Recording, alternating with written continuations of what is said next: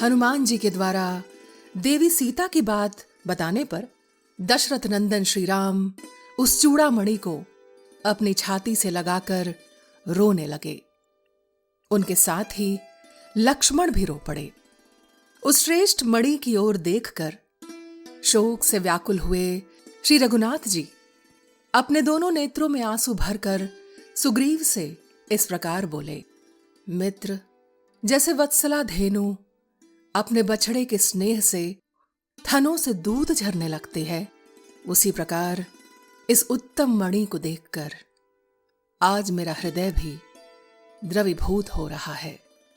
मेरे श्वसुर राजा जनक ने विवाह के समय वैदेही को यह मणिरत्न दिया था, जो उसके मस्तक पर आबद्ध होकर बड़ी शोभा पाता था।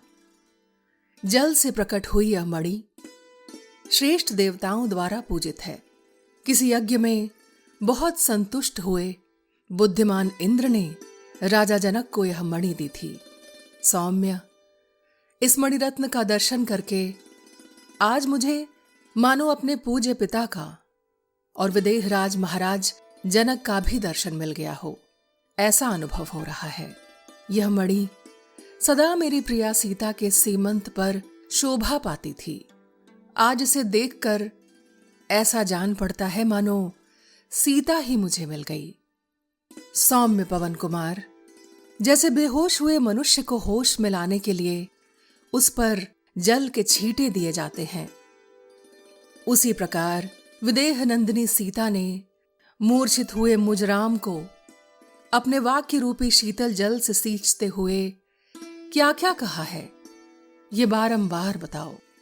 फिर वे लक्ष्मण से बोले, सुमित्रा नंदन, सीता के यहां आए बिना ही जो जल से उत्पन्न हुई इस मणि को मैं देख रहा हूं, इससे बढ़कर दुख की बात और क्या हो सकती है।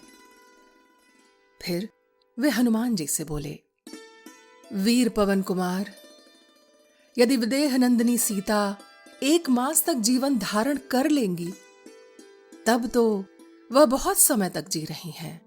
मैं तो कजरारे नेत्रों वाली जानकी के बिना अब एक क्षण भी जीवित नहीं रह सकता। तुमने जहां मेरी प्रिया को देखा है, उस देश में मुझे भी ले चलो।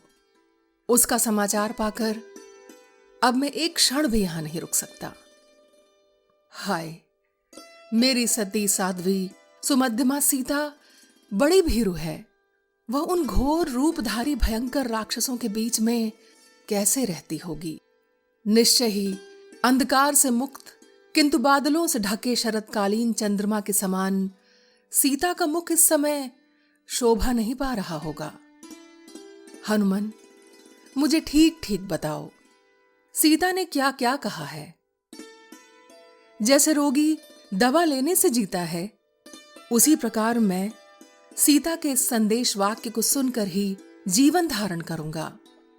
हनुमान, मुझसे बिछड़ी हुई मेरी सुंदर कटि प्रदेश वाली मधुर भाषणी सुंदरी प्रियतमा जनक नंदिनी सीता ने मेरे लिए कौन सा संदेश दिया है।